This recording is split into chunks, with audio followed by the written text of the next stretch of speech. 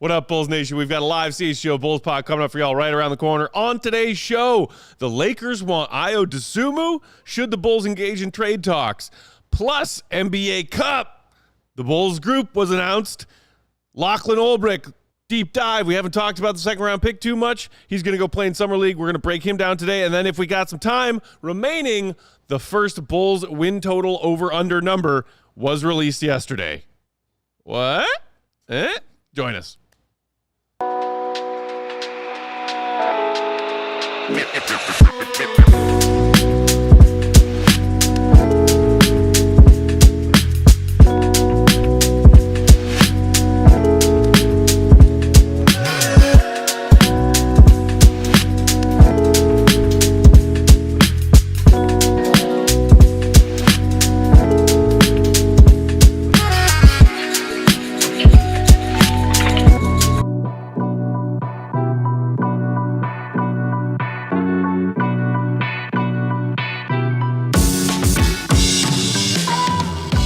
What's going on, Bulls Nation? Welcome in to the CHGO Bulls podcast. Coming to you live from our studios here in West Loop, downtown Chicago. I'm Peck, Bulls_Peck. That is Big Dave. Bow, bow, bow. BAWL Sports, Will to go Gottlieb, perfectly coiffed. Will_Gottlieb. And sitting in for Katie today, the king of the controls. Rarely seen around these Bulls podcasts. Too good for us. More of a jester. Hey, the one and only Stephen Nicholas on. Anytime I do a show other than the Bears, I get the, oh, yeah, he's too good for going us. down from his throne on Bears. Yeah. Yeah. He wanted to come by and talk Jimmy Butler. What's the air up there like? Oh, God. I mean, what air? Thin. Highly polluted. He's got to listen to Bragg scream all day, every day. But yeah, talk about an actual from his ivory tower. Team, yeah, exactly. You know what I mean? It's prison, and there's a golden prison. That's right. Shout out to everybody hanging out with us on YouTube. Handcuffs. If you're in that chat, go ahead and hit that like button, which I saw somebody already did. Shout out to whoever it was. The Man Lantern with a pre-show like. Appreciate Shout out, sir. Mike Grom asking, is the episode title Real Possibility or just more summer talk? Well, there were actual words reported about Lakers calling the Bulls about Ayo. So we'll talk about that in a little bit. But first, because this was news that dropped earlier today with NBA Amazon Prime mashup video collab with good old Blake Griffin and recent NBA champion Chet Holmgren. Just doing some summer chatting. $250 million man, Chet Holmgren. Oh, Shout out. Was that yesterday that contract got dropped? I think it was today. Today? Yeah. Oh, right. Paolo was the other day. And then, yeah. So shout out to Chet on that new money and this new commercial advertising the NBA Emirates Cup. D'Angelo, what up? Which, like, I kind of forgot about the whole Amazon thing until I was like, oh, right. You're right. Blake Griffin. You're right. Is he going to be involved with the I believe Blake coverage? Griffin is going to be on, like, otherwise that would be part just of their broadcast incredibly team. random appearance by Blake And Griffin. is it I was like, what? Also Dirk they announced? Dirk is involved, yes. I mean, shout out to our pal Taylor Savon. You got Rooks. to be Taylor loving Rooks that. also, yes. And yeah, Taylor Rooks, also great.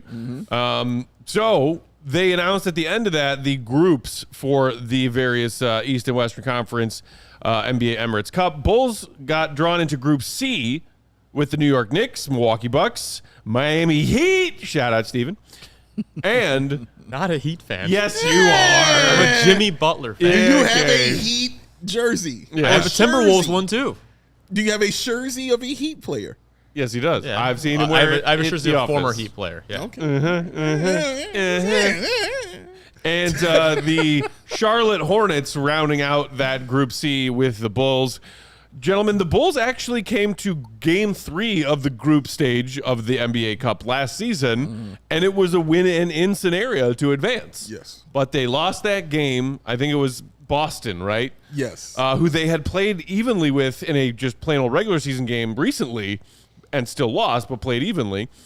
And then they fall short. So they have yet to advance out of the group stage in the NBA Emirates Cup. When you take a look at their group this year, what's your initial thought? Gonna advance, yes or no? You got the Knicks in there. When I saw Heat and Hornets, I said, oh, okay, they got a shot to do. And then I saw Knicks. And then I said, oh, okay, I see where it stops now.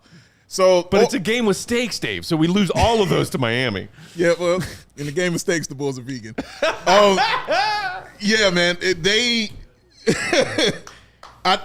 I think they obviously the Hornets. I think they could beat, and I think they compete against the Heat in a regular season game like that. Mm-hmm.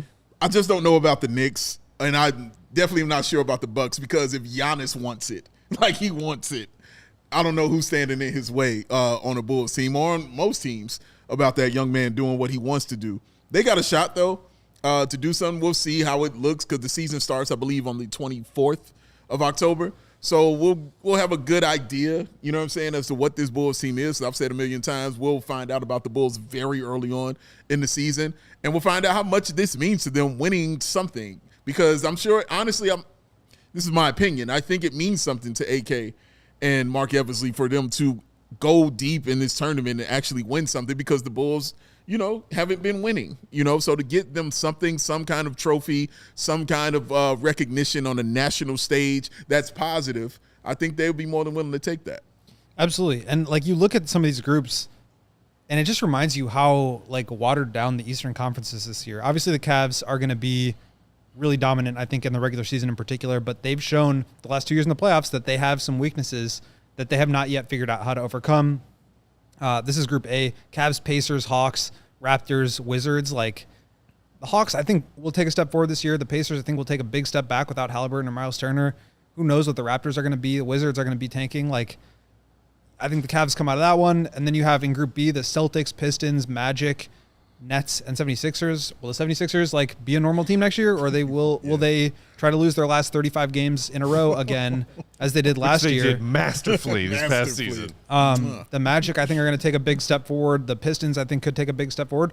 The Celtics are going to take a big step back. So there's just like not a lot of teams that really stand out in the East in general. I think the Knicks are clearly the class of Group C for whatever that's worth. The Bucks, I think, are one of those teams where, yes, they're going to have the best player on most nights, but they are going to have probably like one out of the next best 10 players. Like they just don't have any depth. Yeah.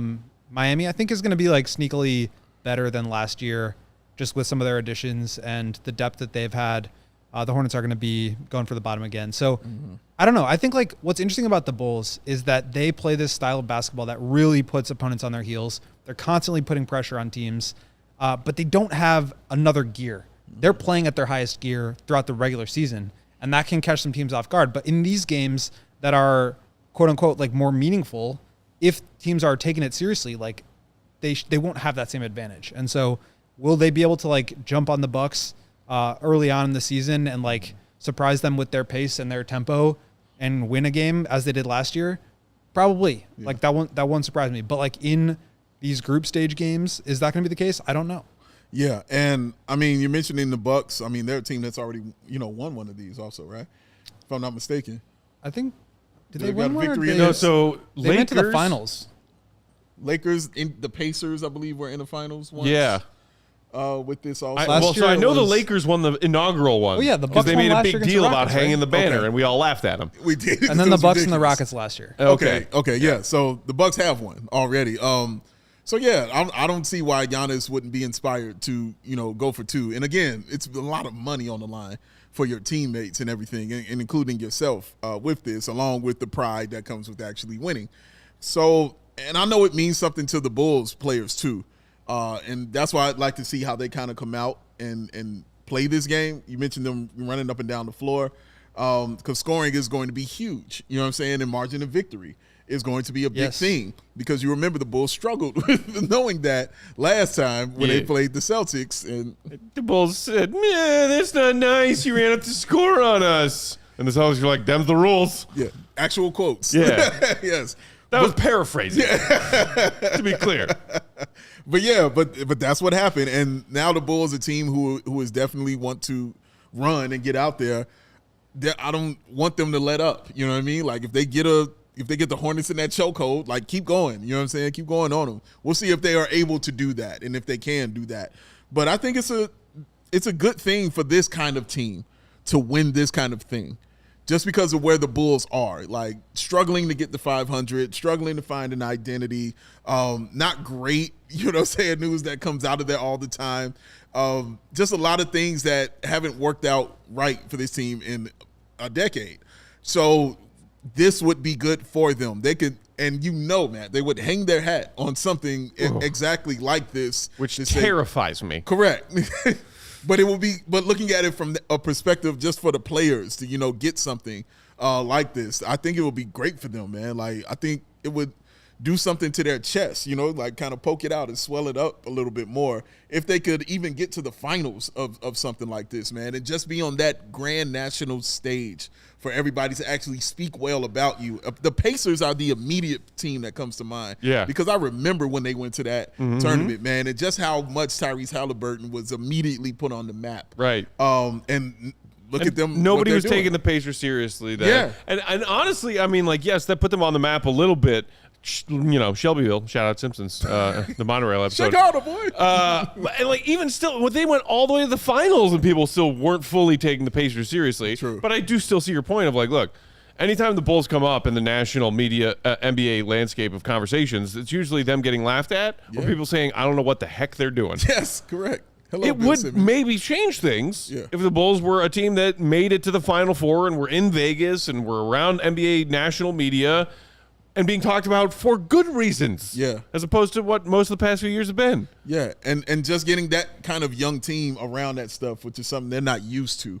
You know what I mean? Getting them around that, getting kind of acclimated. And again, it's a Missy's turn. We know what it is. You know what I mean? It's not like, oh, God, they want this. But I do think But it's just because of who they are, and how they've struggled. I think it will mean a lot. I think as this goes on, though, it will have more meaning. Like, when it's a new Great thing, point. I think people are like, oh, this is, midseason tournament. It's, like, not that interesting, not that important.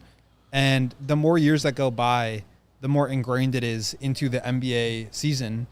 And I think the more value it has. Teams are going to take it more seriously. It will be more like known and respected, I think, by the fans. So yeah, making it advancing to the Final Four or even to like the knockout stages, that's, I think, going to do a lot for the Bulls and just like their perception around the league. I do think that sometimes, I'm saying this carefully, I think sometimes the Bulls will just get criticized no matter what they do because they're the Bulls. And this is the kind of thing that I think could get their best foot forward a little bit in terms of like, okay, they're not just like the laughing stock in this way. And I'm not saying they don't deserve it or that, I just think sometimes like they can do something. And even if it is maybe a decent move, like I thought the Levine trade was like a fine trade. They didn't get like killed on that, but there was a lot of commentary about how that was a terrible trade because they gave up their best player and blah, blah, blah. And I think this is the kind of thing that could help offset some of that. I would mostly agree with that sentiment. I think there are some pockets of people who talk about the Bulls, whether they be fans, podcasters, bloggers, and even media, who only say negative things because it's like just been ingrained in them for years. I think like the national media in particular. There's like, I cannot remember the last time somebody in the national media said something that wasn't negative about the Bulls. Fair. It's been a minute since there's been reason to say something positive. Yeah, and I agree with that too. I'm just saying this would be the kind of thing that could help like make them seem like they are a more serious young team building towards something. Right. Shout out to Fine Day in the comments, who meanwhile said, Dave's optimism is the strongest force in the world. We got to have some of that around here, y'all, regardless of what the Bulls are up to.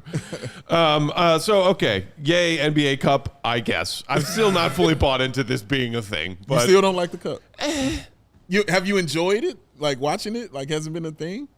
I don't believe that the players see it as something with higher stakes. So as a fan, why should I care? I think feel like they do. I feel like they do? I feel like too. they've stepped up in those moments, especially once you get to Vegas.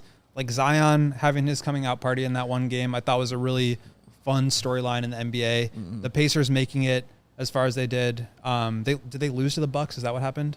I think so. Like, but that like was. But again, we can't remember who won. The Bucks. So how is this really all that important of a thing? That's a fair take. The Bucks won. We can name NBA champions every year dating back to the 80s. Yeah. Dave, I know you can. I certainly can. Yes. 70. This has been going on for 2 years. That's what crazy, junky NBA fans can do because what do we remember? Winners who win at winning. Because like NBA Cup. I do agree with I do agree with GOAT. Like the more this goes on though, like the more it's gonna matter to people. It won't matter to us. You know what I'm saying? It's like that. the play-in tournament. We're not gonna use it in arguments as to why somebody's better than someone. It's like the play-in tournament. It's like, gonna matter more. It's nobody thinks making the play-in is like a great thing, but it like is a fun experience. Yeah. He said facetiously, but it's a fun viewing experience. The whole like NBA ecosystem gets excited about it, and like they're fun games, and I think that's really all it is. But the players do show up for that. Money. All Shout right, out to the money. Let's love money. Let's knock out a couple of ads. Speaking of money, and then we'll come back and dive into this recent report that's got Ayo Dosunmu being eyed by the LA Lakers. Hit that like, listen subscribe. to some ads. Sunnyside Cannabis Dispensary. It's your home for judgment-free cannabis shopping, a place where all kinds of visitors are welcome to explore, discover, and purchase a wide array of high-quality hydroponics in the city. They've got everything you're going to need to elevate your summer, winter, spring, and fall. It's your one-stop shop for all your cannabis needs, y'all. They've got their expertly curated menu, over 100 strains to choose from, plus easy online ordering and in-store pickup. You can visit sunnyside.shop for bright buys every day, including 50% off your first 3 online purchases. Enter that promo code HICHGO at checkout to qualify. Exclusions apply. But wait, this is just for those existing users. Use this code CHGO50 for 50% off of one Cresco Labs brand item. Why? Because they like you. Sunnyside Cannabis Dispensary, bright buys every day, only for 21 and over or Illinois Met card holders. Today's show also brought to you by Arena Club. Are you looking to buy, sell, trade, and rip open packs of cards? Arena Club is changing the card collecting hobby with their transparent slab packs and no fee auctions. You got to check out these slab packs. You can rip open a pack for as low as $25 and hit on a card that's worth tens of thousands of dollars. Every pack has grail cards, as they call them, that are at least 20 times the price of the pack. Arena Club is the most trusted name in the game. They offer full transparency, showing every card in the pack with the likelihood of pulling each one, so you know exactly what's available before you buy. Acquire the best value for your money with slab packs, transparent checklists, and Arena Club's Slab Safe program. Plus, they're going to be there at the 45th National Sports Collectors Convention right here in the Chicagoland area at that Donald E. Stevens Convention Center in Rosemont, Illinois. Stop by their booth July 30th through August 3rd, 2025. And right now, you can get 20% off your slab pack or card purchase by going to arenaclub.com/CHGO, promo code CHGO.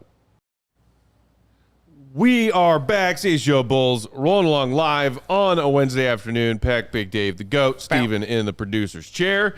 And it is now time to talk the latest trade gossip as the NBA world descends gradually upon Las Vegas. And teams are going to be talking, executives are going to be talking. Bulls will be there. Lakers will be there.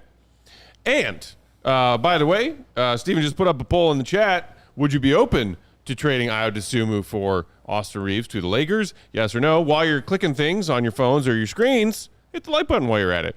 So, in case you missed it, this came via Anthony Irwin of Clutch Points, who said, quote, sources say Matisse Thybulle, Marcus Smart, though most teams are watching to see if he's going to be bought out, Ayo Dosunmu and others are names the Lakers have had preliminary conversations with teams about availability and price, though no offers have been made. Again, that is Anthony Irwin of Clutch Points the other day. So, Ayo Dosunmu's name pops up in a report that is about the Lakers trying to beef up their roster.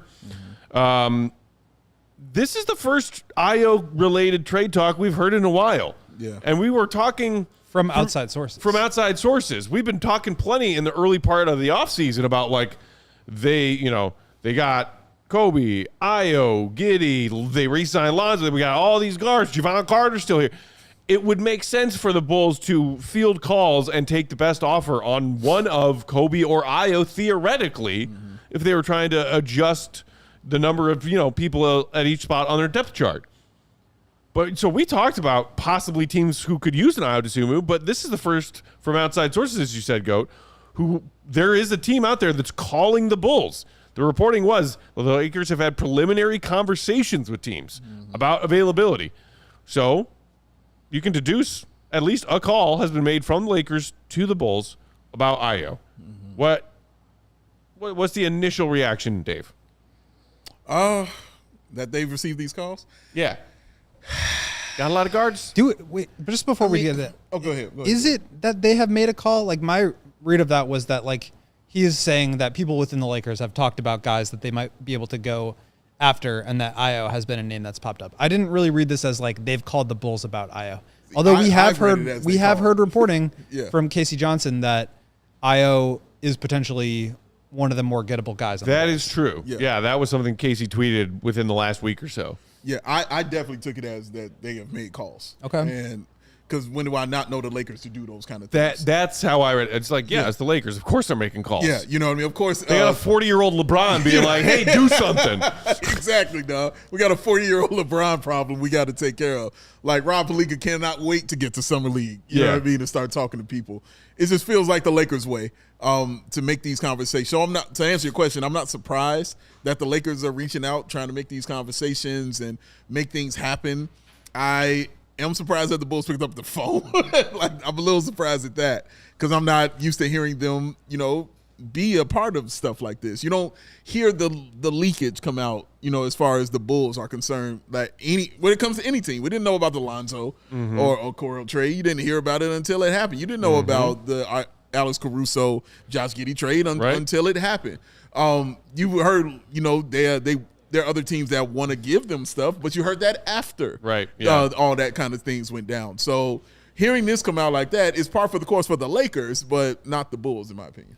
Yeah, I mean, I think like Ayo's a really good fit with the Lakers. I think that's part of the reason why. I mean, you think about the players that they mentioned, defensive guards who can be switchable, versatile, play a little bit with the ball in their hands, but also play off the ball. This is a Lakers team who has 3 very ball-dominant players in Austin Reaves, Luka, and LeBron, obviously. Like, those guys are going to have the ball in their hands the vast majority of the time, and they need guys that can attack closeouts, defend, switch, and score when the opportunity for them to take advantage of openings is available. And Ayo really fits the bill. On top of that, he's making $7.5 million this year, which is a really palatable contract for a team like the Lakers, who is hard capped at the first apron, but right now $5.6 million away from the first apron. So if you're talking about them as a suitor for Ayo, I think he makes sense. I think it's just a matter of what would the Bulls get back in return.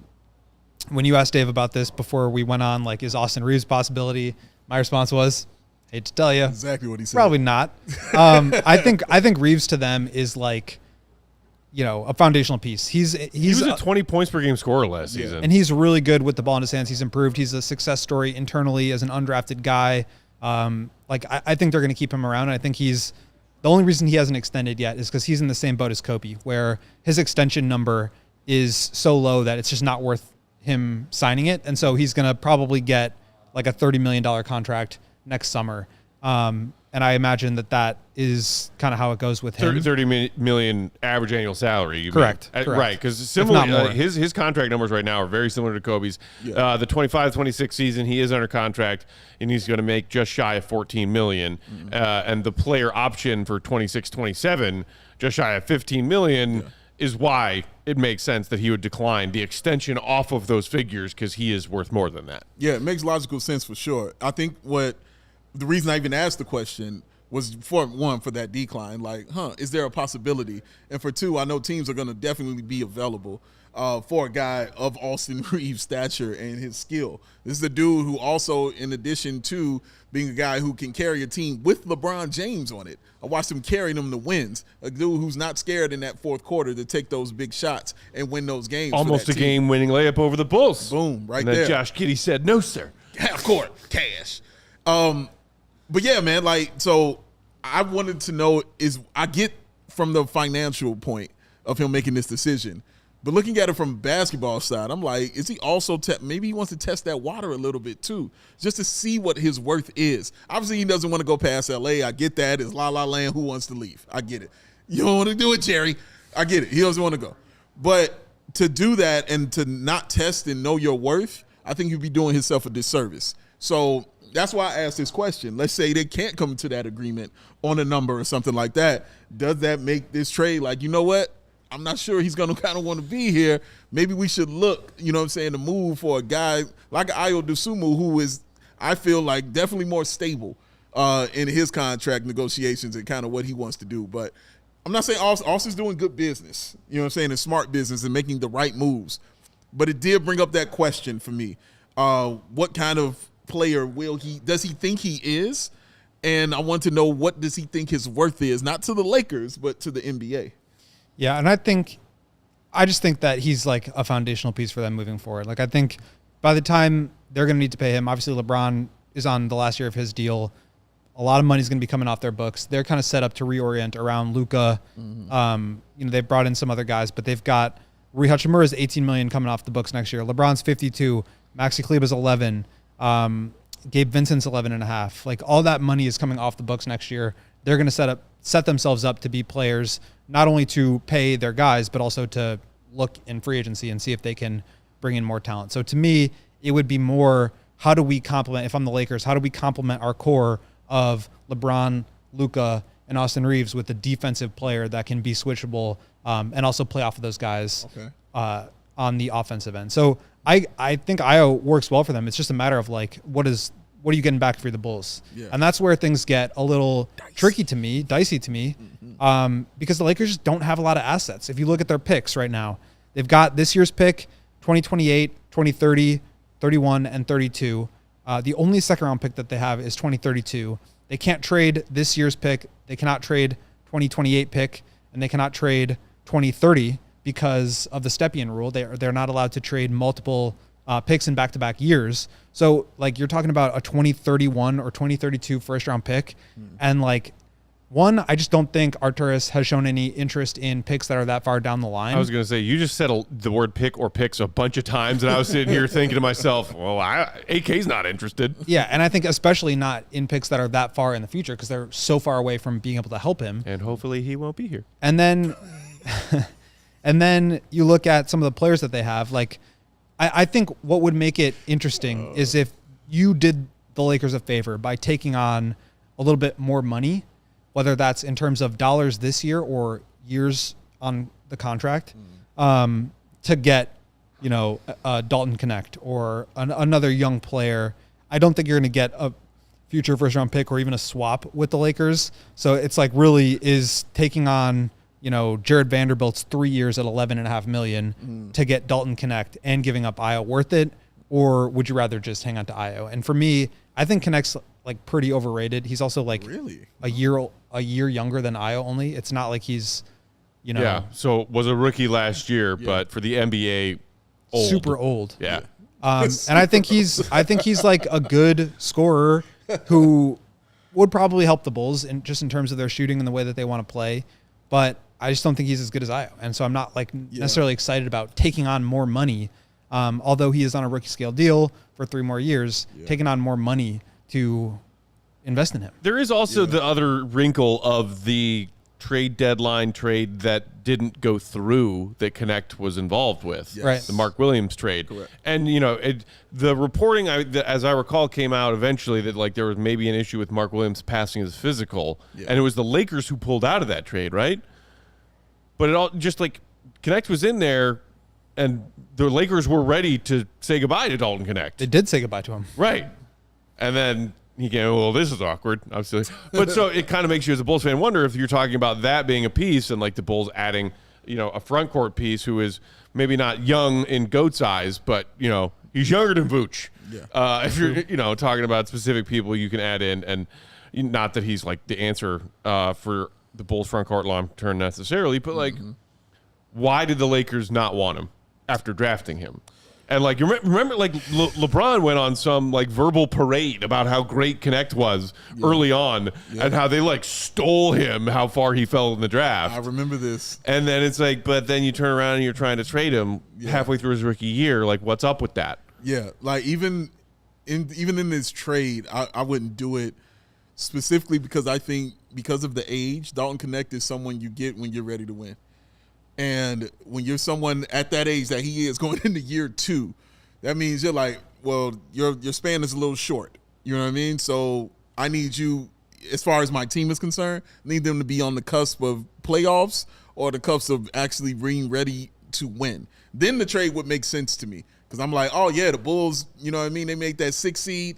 You know what I mean? They really need some shooting. Okay, I get that. Let's make this move. It would be like getting a Desmond Bane or something like that. Obviously not the same players or the same magnitude, but it would be like that. Like, oh, I'm short this. All right, let's go ahead and do that. We can do these things. But right now, as to where they are, no, absolutely not. I wouldn't do this. And yeah, maybe, yes, everybody knows I love Ayo Dosunmu. I don't want to ever trade Ayo Dosunmu. But for this reason, for sure, with a guy like Dalton Connect, man, you have to be telling me you're either ready to win or you're going to the Washington Wizards or you're going to the Charlotte Hornets or you're going to one of those teams if you're Dalton Connect. But being with the Lakers, and you see what the Lakers are trying to do, that's a win. So that's why he's there right now. And that's why they didn't think he could help them win. They sent him to Charlotte. That's how that happens, man. So don't do this trade. I absolutely would not do this. I don't think it would make sense for me. Now, is there a way where the Lakers are looking for a center? Is there a way where you could attach Vooch and Ayo together, and that opens up the ability to take back a little bit more money, just like playing around with the cap sheets? Like, you would probably have to take back Gabe Vincent, Maxi Kleba, and Connect, get some money off of the Lakers' books. Like, is that a better deal? You get expiring salary, you get Connect, and maybe like a second-round pick or something. Like, to me, you're just like trading guys for the sake of trading guys at that point. Right. And I just don't feel like you're not getting better, and you're not setting yourself up any better. Yeah, unless you're a really big Dalton Connect. You're just moving a guy to move on from that guy being a part of what you were doing before. Yeah. Kind of like the Zach trade, kind of like the DeMar trade, kind of like the Caruso trade. But with the Caruso trade, it was like, we specifically want this young player to come be a part of the core. Correct. The rest, it was like, what do you give us? We got to trade this guy. Speaking of things we got to do, we got to take our next ad break. Hit that like button if you didn't do it the first time around. Steven mentioned how many of y'all are watching, and that ratio to the likes, not where we need it to be. Hit the like, hit some ads. We'll continue this conversation on the other side. Katie will come get you. Barbecue, ice cold drinks, sun, and music. Where you get all these four things in Chicago? Of course, the Windy City Smoke Out, ladies and gentlemen. No question about that. And guess what? It's back. July 10th through the 13th, we're talking 4 full days of country music, ice cold drinks, and all that award-winning barbecue that your stomach can handle. Does it get more summer than this? I think not. Matt Peck says no. Nope. Seriously, though, there's nothing beats an outdoor concert in July. And Thursday and Friday tickets are still available, so you can go ahead and grab you some. You'll see some of country music's biggest stars like Bailey Zimmerman, Old Dominion, and, of course, Dylan Gossett will be in the building, y'all, lighting up the stage. Don't miss out on the best weekend of the summer. Grab your Thursday and Friday tickets right now at WindyCitySmokeout.com. And on Thursday, the CHGO booth will be at the Windy City Smokeout. Stop on by. Say hello. You know what's great after going to the Windy City Smokeout and getting some of that Chicago summer sun? Tell me. Getting back into your beautifully air-conditioned home. Facts.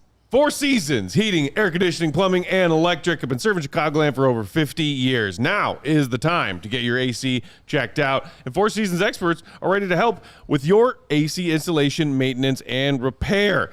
2024 was officially Chicago's hottest year on record. Gross. Heat index even reached 114 degrees last summer at O'Hare. That means you need AC you can rely on. Save up to $4,000 on new comfort systems with 4 Seasons. New AC units from $39 a month and AC furnace combos for $57 a month. They are your trusted local experts.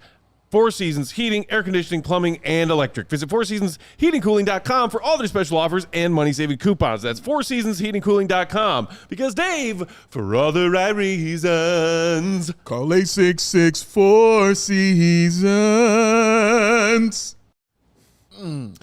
We roll along CHGO Bulls Pod live Wednesday afternoon. Beck, Big Dave, Goat, Steven under controls. Hit that like button if you didn't do it during the ad break. People in the comments chiming in on how they view this trading Ayo thing. Fine Day said Dalton Connect can't even get numbers in Summer League. Ayo had moments where he won the Bulls games. They are not the I same. think Dalton just put up 25. Sports Chicago Style saying if you're not keeping Ayo, you got to get assets for him. But Acme, though. The Manlander, and if you trade Ayo, get a player and a pick, AK. I know you hate picks, AK, but damn it, get a pick for once. I think an interesting. Oh, do we have more chats? Well, yeah, and then also wanted to give a shout out to a super chat from Sonny Lamont, who Shout out to said Sonny. Hello from Alaska. What up, Sonny in Alaska? If we trade Ayo, it will hurt because he's such a great defender. The Lakers would fleece us. They have nothing good. Go Bulls. Yes. Shout out, Sonny. Alaska in the summertime, sunny and beautiful. Yeah, Sun barely ever sets. True. this is true. What were you gonna say, Goat? I guess I'm curious like what you guys think about Ayo's value and how just in general and how that maybe compares to what the league views him as, because to me, like I wonder, would you, if we do like sort of a weird exercise, but like, would you trade Ayo for the 30th pick in the draft? Would you trade Ayo for the 29th pick in the draft? Would you trade him for the 28th or the 27th? Like at what point do you say yes You to that? talking specifically about like the 2026 NBA draft, or just like generally NBA draft like pick, a first round year pick, X? late first round pick? I wouldn't feel great about trading Ayo Dosunmu away for that. And I don't think that like a team like, I don't know, like would you trade him for the 20th pick or the 22nd pick? Like it's just hard to get. Yeah. And I just don't, and I don't think the team who is, you know, 7th or 8th in the Western Conference is giving up their first round pick for him. So yeah, I think this is another example like Kobe, like Giddey, like DeMar, like Zach, where this guy is more valuable to the Bulls than he is to the other teams. And so even though he's a good player, it's just hard to get value for him. And you not only do you need value for him, you need excess value, because that's the only way Arturas is going to pull the trigger. Right. So to me, I just don't see like there can be reporting and maybe Arturas actually is shopping Ayo, but I just don't see a world where these guys actually get moved, because like Ayo is not going to be like as valuable to the Lakers as he is to the Bulls. And he's also, like Kobe, entering the final year of what has been a pretty team-friendly deal. Yeah. But so, and that's, you know, like they waited to trade Alex Caruso on a team that was going nowhere. And, you know, instead of getting what they got had they traded him earlier, that's the result. Same thing with DeMar. Our guy Colin, who's always around in the comments, saying, I would sign a team-friendly deal, a hometown discount in Chicago next offseason. I'm not sure he would. I wouldn't want him to. Because you know what this past 3-year deal Ayo signed was based on how well he played through the first part of his rookie contract as a second-round pick, he grossly overperformed what he got paid, and then waited through all of the dominoes to fall in free agency, and in late July signed what was another team-friendly deal. Yeah. But that's kind of my point, though, is like, what is Ayo on another team? Like, is he your 5th best starter? Is he a 7th man? I think he could be better than your 5th best starter on a good team. Yeah, like, I agree. You know, like Austin Reaves, he is a combo guard. He can bring the ball up the floor and run your offensive sets for you. He can also play off the ball. And like, I know his three-point shooting dipped a bit this past season. The season before that, he was a 40% three-point shooter. Yeah. And I would put his defense above Austin Reaves' defense. Yeah. So, like, yes, I think Ayo can not only be a useful player, but a good starter, and not just a good starter on the Bulls. Yeah, I agree. I think he fits on all 30 NBA teams, in any kind of capacity, any kind of role. Sure, some of them you're going to ask him to do more, but I think that's kind of what I'm saying, and not speaking for you, but it feels like what Matt is saying. Like, even if you ask him for more, he'll give it to you. And he's done it here for the Bulls. Even when they asked him for more at scoring, when he was having those opportunities, I remember when he dropped 30. I remember he was dropping in the high 20s as far as scoring is concerned. I remember when they asked him just to play defense, and he did that, where I started calling him the warden. Like, the dude can do anything that you need him to do on the floor. You want him to create his own shot? Fine. Give me the ball. I'm going to fast break it myself up the floor, and I'm going to get this lay-in. All that stuff is valuable, you know what I'm saying, to any NBA team, including his IQ, including the off-the-court stuff.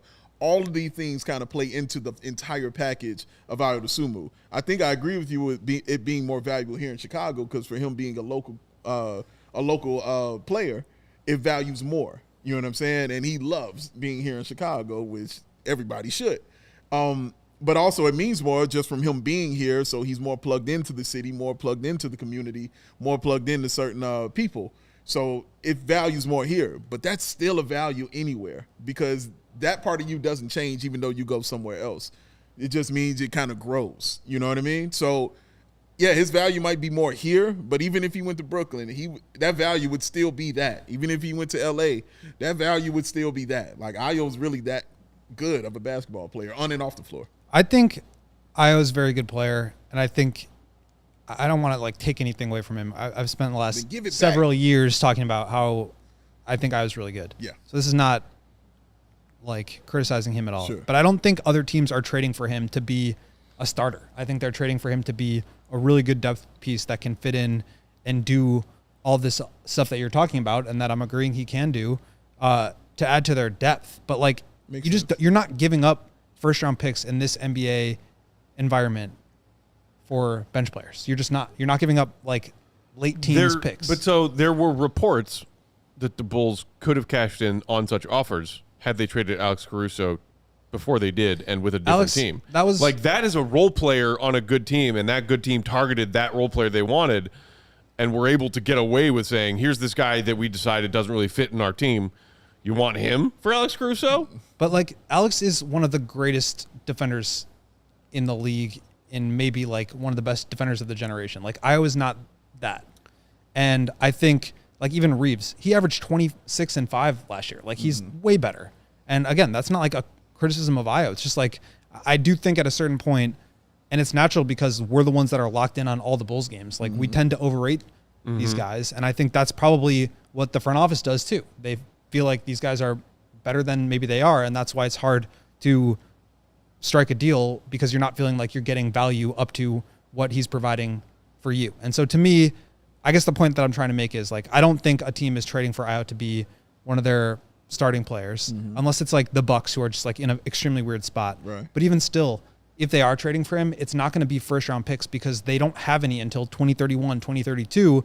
And like, these are teams that are only trading for stars. And then they get, you know, DeAndre Ayton on a buyout, or, you know, these like random players that just fall into their laps because that's who they are. And they have star players that other guys want to come play with. Yeah. This is a team, the Lakers, other teams like this, they're not teams that are giving up their 2031 first round pick for their 5th or 6th or 7th guy in their rotation. They're giving it up for the guy to replace Drew Holiday and go get Damian Lillard. They're giving it up for, you know, Luka Doncic. And that's just not, so I don't think that there's going to be an offer out there unless you're a really big fan of Connect. That really makes sense for the Bulls. Well, and you know, that's the thing. Like if you think Connect is a great piece that you want to add, then maybe if you're AK, you entertain that. But again, all of this talk about picks and what the Lakers have to offer, or maybe other teams have to offer, and how they would value a player like Ayo and what they'd be willing to give up.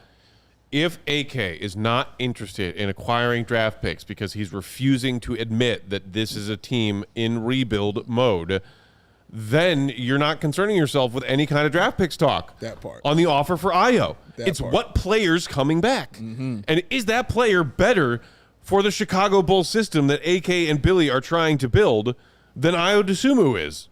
And paying Ayo another contract, as this one is, you know, due to expire at the end of this upcoming season, to stick around because he's the player you want to keep. And like when you are trying to, when another team is trying to trade for Ayo to bolster their bench, they're a really good team, right? Yeah. It's the Lakers, they have championship aspirations. Sure. It's the Bucks, they have Giannis. They just like made a huge move for Miles Turner. They're teams that are trying to win at a high level. They're not giving away a player who's better than Ayo back to the Bulls, right? They need those guys. They want to keep those guys.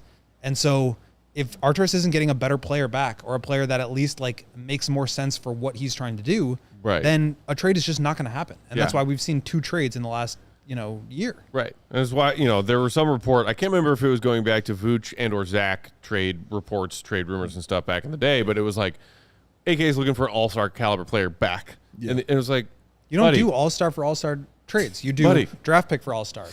Like that's how the economy in the NBA works. It's like there are rebuilding teams and there are competing teams. Yeah. The competing teams trade their picks to the rebuilding teams, and the rebuilding teams trade their good players to the contending teams. And that's how the cycle moves. Can you just jot that down and, you know, paper airplane it down the street to the Advocate Center real quick? What do they trade for retooling these teams? But that's why it's so hard to retool. That's the whole reason why I've said it's very difficult, if not impossible, to build through the middle, because it's hard to do business with those teams. Yeah. You're not accumulating picks. Okay, fine. Then you got to get players. But you can't accumulate good players if you haven't first accumulated good picks.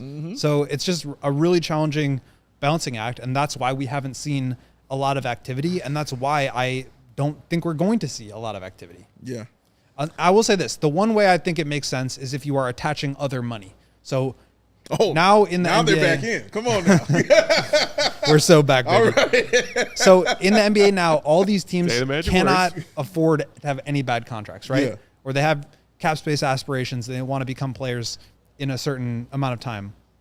the Bulls have expiring contracts who have low cap holds. Ayo's a low cap hold, right? So in theory, if you attached Ayo to Patrick Williams, could you get a player who's making $25 or $28 million, save the other team a little bit of money this year, but have them take on long-term money to help you get off of Patrick? Right. Or maybe it's the other way around. You attach Ayo to Vooch, and you're sending out 2 expiring contracts for guys that like you can't generate a ton of value for around the league individually, but maybe you take back a bad salary that's worth a little bit more than those 2 combined, like $30 million or so for 2 years.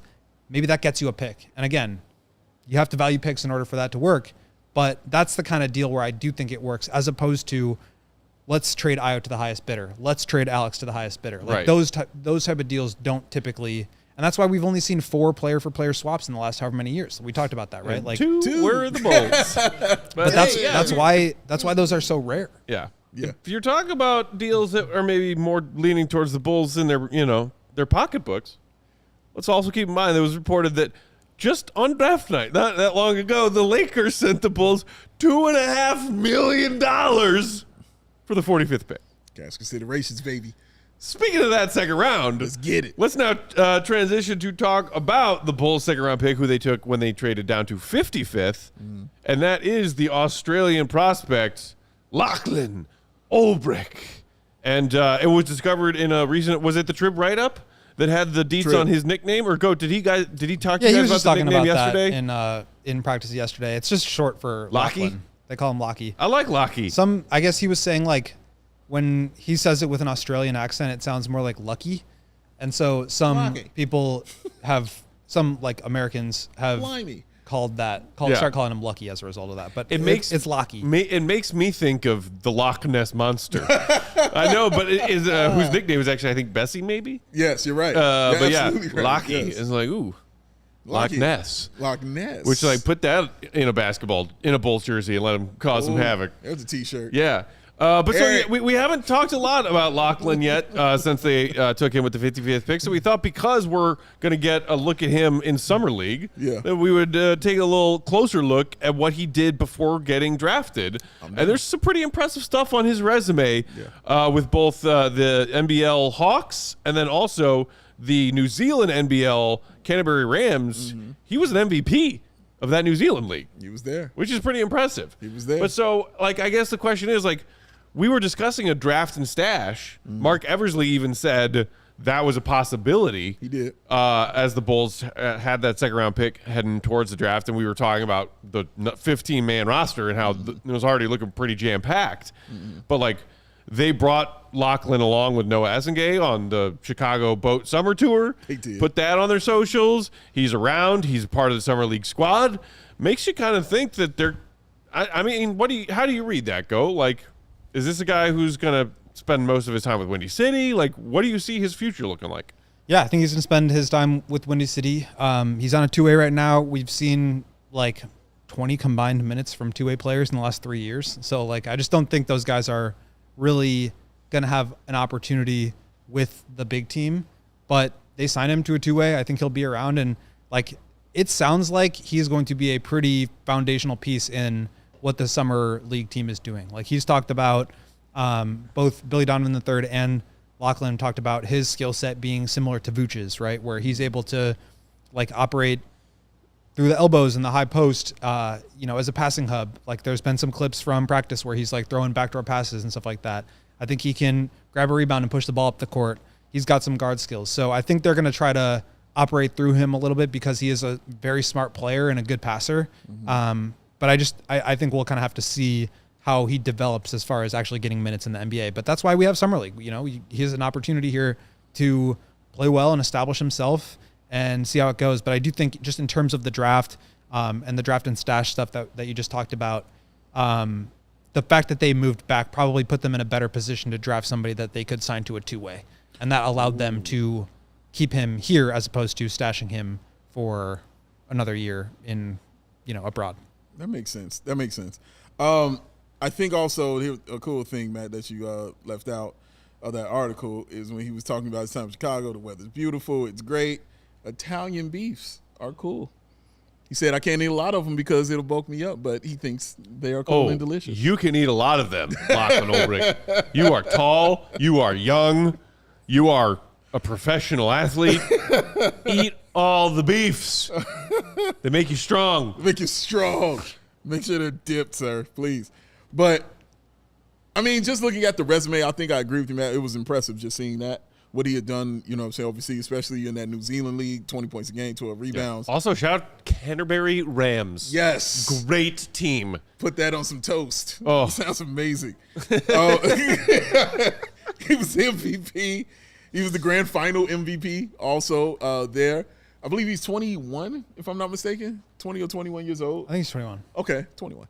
He's at that age, which is, you know, that's right at that, you know, super old age, as Coach likes to say, for an NBA player. But he's got that high energy. He's got that aggression that you guys know I like in a player for sure. He just seems like a fan favorite when I watch him and I see him. I'm like, this is a guy that I think fans would really be rooting for. Just in the way he speaks, you know, the confidence is there in the way he speaks. He just talked about in that article, you know, he just wants to learn. You know, he said, I'm really just there to learn and to play off my teammates, you know what I'm saying, and to figure out what they want to do. He said he's still getting a little acclimated to the game. 3-second rule, he said, I got to figure that out real quick. Yeah, can't camp out down there, my friend. You got to get out the lane for sure. But this is what Summer League is for. This is what Summer League is about. It's about figuring that stuff out, making those mistakes. And interesting just to hear when Casey Johnson was on The Score today talking about how they could play through him. You know what I'm saying? Using him as that kind of player. That was intriguing to me to sit and actually hear about this young man. Like that says a lot about his IQ also in his game. If you're willing to even deal or toy with the idea that you can play through this young man. So now he's somebody I definitely will be watching in Summer League. At first it was just going to be strictly Essengate for sure. But after honestly reading this and seeing this stuff, I'm like, okay, I'm watching you now too with that same kind of Hawkeye precision that I'm going to be watching Noah with. Yeah, at the Combine, he measured 6'8.75. Yes. So I think he's like a little undersized to be like a player that can really, you know, I don't want to like put a cap on him, but I think it's just going to be hard to be a big at that size, like as a full-time NBA center. So I'm just kind of curious to see what he looks like because it's just going to be a little different. But I think that's a valuable archetype for the Bulls given their style. And they need they've got Modest, they've got Essengate, they've got guys that can, you know, get up and down, but do they have people that can like operate and have the offense flow through them a little bit in the half court? I think he's going to help with that. It is interesting that for, you know, a couple of years, it was like, yo, the Bulls have so many guards, and some of them are guards with size, Lonzo or Kobe or, you know, Ayo, but like they had like nobody in that range of like 6'6" to being a true center. You know, your bigger wings, your power forward size players. It was like Pat, and that was it. Oh my God. And now it's like, you know, okay, Julian's still around. He's kind of wiry, but he's, you know, and then you got Modest, and now you got Noah, and now you got Lachlan. Now you got a bunch of guys who are sort of in that quasi, you know, that tweener size role, and still a 34-year-old center who's been ready to move out of town for a while now, and it's like, okay, like we're shifting which player we have lots of. Yeah. And it's interesting with Lachlan, but somebody, I think it was Viper Strike in the comments, said he loves to run the floor, so Billy might want him. Yeah. If that's the kind of player you're talking about, guys who, yes, do have size, but are also willing to run. Running. That is what Billy is trying to do. Yeah, he wants to get out and run the floor. And also heard him talk about how he wants to learn from Vooch as well. He wants to pick his brain also. The thing that he's that kind of big goat that I like because just of where his mind is. He thinks he's 7 feet tall. And that's really honestly how he kind of plays from what I saw. He thinks he's bigger than everybody out there on the floor. That kind of stuff gets you a long way. You know what I mean? I'd rather have him with that thought process than actually saying, oh, no, I'm 6'9". No, I want you to play like you're 7 feet. And he definitely has that. And he's got just that kind of attitude about him that I like. And again, this is stuff I like for role players. I'm not saying this as far as a starter is concerned, because the dude shoots like 12% from three. He's not great at that. So many of the comments of the nickname is Old Brick, but like BRICK, like OL apostrophe. Okay, that's not bad. Honestly, to be real, that's not bad. Oh, that's our guy Dysfunctional. Shout out. Man. Like that's funny. That's funny. In the name of comedy, that's funny. But just somebody I would just like to see on this team. I think he's a good asset to have just on your bench. You know what I mean? Like, he's a good person to have there who you give a few minutes to probably at the end of the game. You know what I mean? Let the crowd, hey, he's in. You know, that kind of thing. Because you know Bulls fans are going to be cheering for or yelling for him the first sign of anything that happens in the front court that they don't like. Well, why don't you bring in Lucky? Bring Lucky in the game. So he's that kind of player, though, man. I think he's a fan favorite kind of guy. So this was a quote from yesterday at practice. One of the reporters, I can't remember who it was, asked him what his strengths were and how that will translate to the NBA level. And he said, I think, honestly, just my physicality, getting my teammates open. I'll do all the dirty work so they don't have to. Like, I think that's the kind of player that, like, he's going to, like, be a fan favorite for that. Like, exactly. Like, the Bulls don't have a lot of guys like that are, like, scrappy, that are, like Dalen's like that. Just like physical guys that play with intensity and like do the little things, Right. Especially at the big man spot. Like I do think, I guess, Zach Collins is kind of that way in terms of his screening. But he's just like showed up last year midway through the season. He played 20 games. Like, it's just not the same when guys show up like that. So I think there will be some excitement around him. And, you know, if he's able to impose some of that physicality and that, you know, dirty work into these summer league games, I think he'll be a lot of fun to watch. Yeah, he also talked about his time playing against Josh Giddey as well. So that's another wrinkle that I'm interested to see, just those guys kind of playing together, because that's a shared mentality between those two young men. Yeah, and, you know, those Aussie players, especially the ones who participate in their national program, they are tight. Yeah. And, you know, they take it serious. And that Aussie national team, they play for blood, man. Yeah, man. They take you know, it very shout out serious. Dellavedova. Like, my God. They got guys that have been in that program a long time. Yeah, man. And they play to win. It's not just like a, you know, tilt-a-whirl spin of whichever USA guys are like, all right, fine, I'll play this year. Right, you know? right. The Aussie, no, that is a regimented program down there. So, yeah, and that helps, again, that helps Giddey. You know what I mean? Like, having a guy who understands the way that he plays and the mentality of where he came from, whether this dude is the 15th man on the roster or the you know, third on the roster, just having that on your team to run that off of during the game or even after the game is good for him. Didn't get Rocco, but man, the Aussies of Bulls Nation, the hype level is at an all-time high. I mean, good for y'all. Good for y'all. Enjoy baby. the moment. Thanks for being here. Can't wait to see y'all if he signs this qualifying offer. Yeah. Come on back. Holla at your boy. All right, before we get out of here real quick, and we can pick this up tomorrow if we want to talk about it a bit more, but the last thing on our agenda, I believe it was DK who dropped the first NBA regular season win totals over-under for the 25-26 season. And guys, if you are a firm believer in the sometimes 4 under, sometimes 2, but always 3 philosophy, there could be a pretty great open betting opportunity for you here, because the Bulls are at 32 and a half right now for wins next season. Right, the sweet spot. Is that an easy cash on the over? Because it's like, hey, 40-42, 39-43, 39-43. Yeah. We're here to compete. Let's play in part 4. Yeah. I'm going to have to talk to Cody, the gambling godfather. Okay. Shout out Del Mendo. You know, and see what he says about it. But it feels like it, right? like you said, man, you're the one who coined Travis, hammer the over. Yeah, you're the one who coined that beautiful phrase. So, yeah, 32, and all they do is get 39 and close to 40 and stuff like that. I mean, yeah. It is a foolproof system. Yeah, I feel like we should spend some time on this tomorrow. There's so many teams, and I think thinking about this in terms of like where they sit in the East, in the league in general, like what kind of they look like next to some of these other teams that are going to be in their same zip code in terms of record.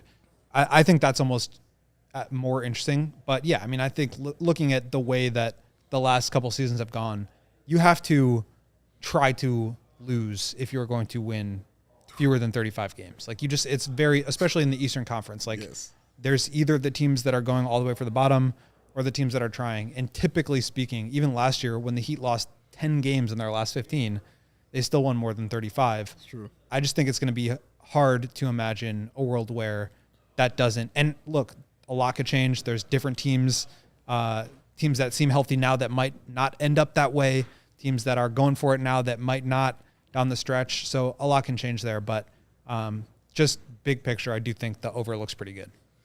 D-Loss Jose and Bulls projected to have the 7th spot in the draft lottery next year. Travis, Easton Shambles. A fish saying not if Kobe and Vooch are gone with that 32.5 wins. Dysfunctional seems awfully generous. Like the one thing you could say about 32.5, not certainly a guarantee they'll win at least that many, is how many wins in the front half of the season were largely due to Zach and Vooch.